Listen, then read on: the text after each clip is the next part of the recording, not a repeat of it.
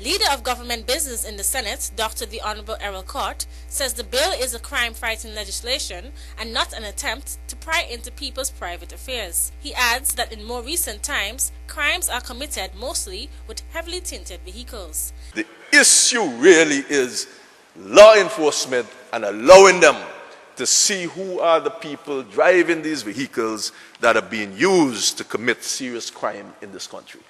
Senator Joan Messiah agrees. We have challenges in our country where crime is concerned. Every country does.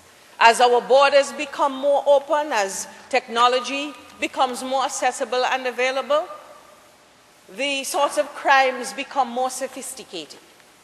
We have to fight it in every alley, in every street, in every lane, in every community. And we're starting here. Opposition Senator Lennox Weston says it is important to meet with the entrepreneurs who tint vehicles as a living so that they too can be on the same page with the law.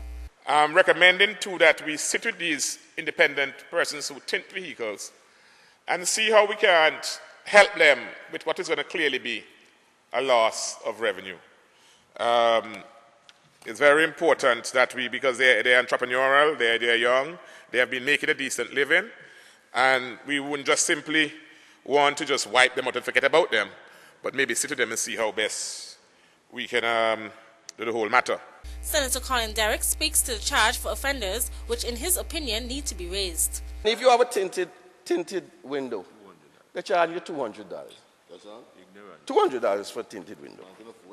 And a commercial sign, $150. No. When somebody puts that on paper and sends it to be signed, did they do the calculation?